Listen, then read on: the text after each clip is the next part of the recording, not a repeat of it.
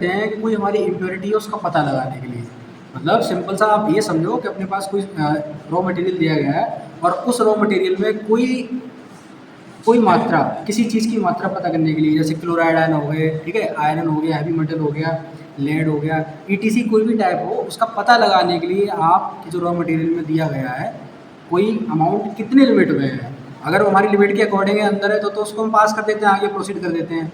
अगर वो रेंज के ऊपर जाता है, लिमिट से आउट जाता है, तो उसके आगे हम प्रोसीड नहीं करते। तो आज एक बेसिक सा टॉपिक है लिमिट टेस्ट। और लिमिट टेस्ट का मतलब क्या है कि इम्प्योरिटी के अंदर वो चीज़ कितने लिमिट में है। वो कोई क्लोराइड आयन हो सकते हैं, आयरन आयन हो सकते हैं, सल्फेट आयन हो सकते हैं, आर्सेनिक आयन हो सकते हैं, हैवी मेटल्स होते हैं, कोई भी हो सकते हैं। आज हम देख रहे हैं लिमिट टेस्ट फॉर क्लोराइड।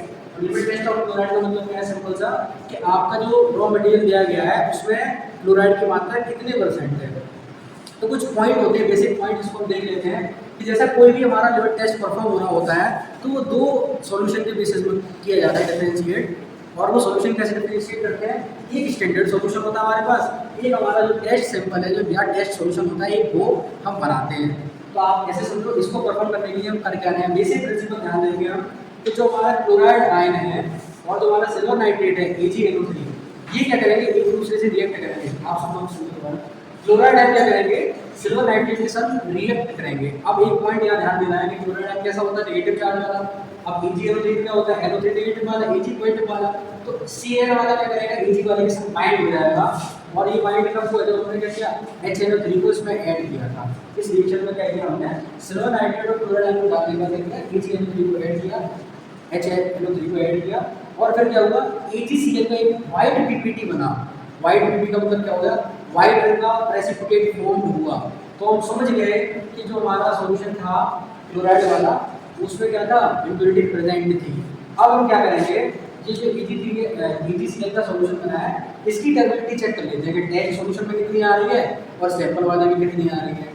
अगर टेस्ट वाले में क्या होगा, इसकी टेस्ट वाले की इसकी टर्बिडिटी कम आ रही है स्टैंडर्ड के अकॉर्डिंग, तो हम उसको आगे प्रोसीड करते हैं, मतलब अपनी रेंज के अंदर है, लिमिट के अंदर है। ठीक है, बात समझो। वीडियो को स्टार्टिंग से कि लास्ट तक देखना, तभी पूरा कॉन्सेप्ट क्लियर होगा। और पास में क्या बचता है इसमें, HNO3 अलग मिल जाएगा। समझते हैं क्या होता है। दो बीकर ले लिए, एक हमारा टेस्ट सॉल्यूशन का है, एक हमारा क्या है, बीकर ले लिए। ये हमारे क्या है, डेजिलर सिलेंडर है या मेजरिंग सिलेंडर है, गलती से बीकर बोल दिया। ये हमारे क्या है, मेजरिंग सिलेंडर है। नीचे क्या करते हैं, व्हाइट रंग की टाइल लगा लेते हैं, सफेद टाइल लगा लेते हैं, और उस पर क्या करते हैं, दोनों सिलेंडर को रख लेते हैं। पीछे क्या करते हैं, पीछे हम एक ब्लैक रंग का इसका बैकग्राउंड लगा देते हैं इसके पीछे, जिससे कि जो व्हाइट रंग का पीपीटी है वो इजी हमारे यहाँ पर शो हो जाएगी इसके अंदर, मेजरिंग सिलेंडर के अंदर। इतना ध्यान रहेगा, एक व्हाइट रंग का आपने टाइल ले लिया, उसके अंदर दोनों टेस्टिंग को इसको लगा लिया मेजरिंग सिलेंडर को, और पीछे हमने कर लिया इसका बैकग्राउंड लगा लिया ब्लैक रंग का, जिससे क्या होगा, जो हमारा सिलेंडर पीपीटी है वो इजीली शो हो जाएगा, दिख जाएगा। अब प्रोसीजर में क्या करते हैं, प्रोसीजर में क्या करेंगे हम, सबसे पहले हम क्या बनाएंगे, स्टैंडर्ड सॉल्यूशन बनाएंगे। स्टैंडर्ड सॉल्यूशन किसके अकॉर्डिंग बनाते हैं हम, फार्माकोपिया के अकॉर्डिंग। फार्माकोपिया से जो रेफरेंस होता है उसके अकॉर्डिंग क्या करेंगे, स्टैंडर्ड सॉल्यूशन को प्रिपेयर कर लेंगे। सबसे पहले क्या करेंगे, 1 ml स्टैंडर्ड क्लोराइड सॉल्यूशन, एक मतलब सब हमने क्या किया, 1 ml क्लोराइड सॉल्यूशन ले लिया, ठीक है, किसके अंदर, इस मेजरिंग सिलेंडर के अंदर।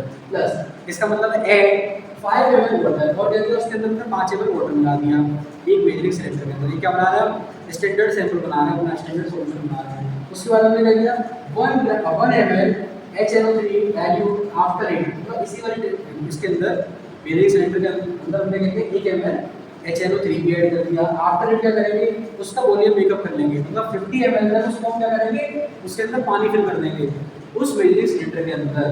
अब क्या करेंगे, 1 ml add 1 ml 0.1 AgNO3 solution, 0.1 AgNO3 का सॉल्यूशन बना के क्या करेंगे, इसको 1 ml से हम ऐड कर देंगे, मतलब इसी वाले मेजरिंग सिलेंडर के अंदर इसको ऐड कर देंगे AgNO3 का सॉल्यूशन।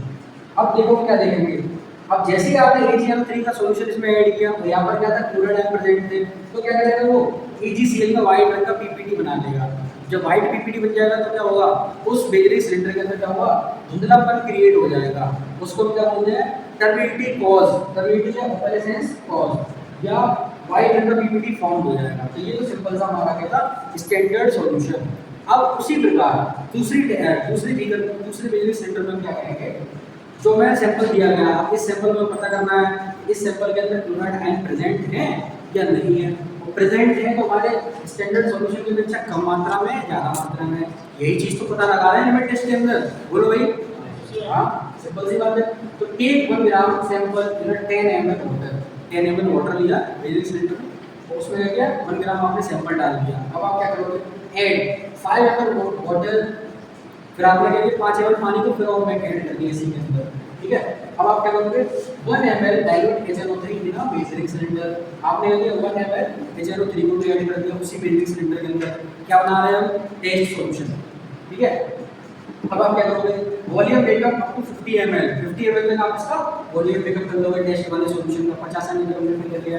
और फिर वही काम, तो 1 ml हम क्या करेंगे, इसमें HNO3 का सॉल्यूशन ऐड कर देंगे। अब क्या होगा, अगर इस सैंपल के अंदर 1 ग्राम सैंपल के अंदर क्लोराइड आयन प्रेजेंट है तो वो क्या करेगा, EgCl का पीपीटी बनाएगा, ठीक है।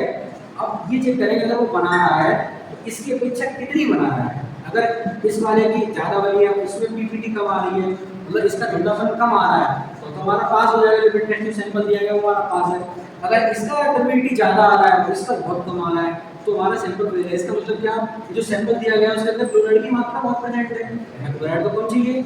तो ऐसे समझना मेरी बात को, इसकी टर्बिडिटी कैसी होनी चाहिए, इस वाले की अपेक्षा इसकी कम होनी चाहिए, स्टैंडर्ड वाले की ज़्यादा, इसकी जो सैंपल दिया है हमारे पास उसकी कम होनी चाहिए।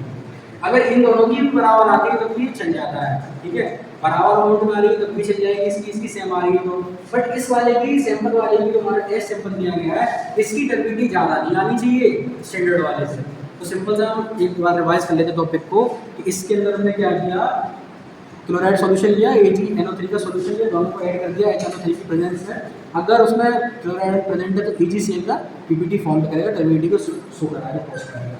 और क्या क्या लिया था, मेजरिंग सिलेंडर लिया था, मेजरिंग सिलेंडर लिया था एक टेस्ट सॉल्यूशन के लिए, एक स्टैंडर्ड सॉल्यूशन के लिए। टेस्ट सैंपल पानी लिया था 1 ml लिया था, उसको पानी मिला दिया, 5 ml पानी और मिला दिया, 1 ml HNO3 मिला दिया, वॉल्यूम मेकअप कर दिया 50 ml तक, ठीक है।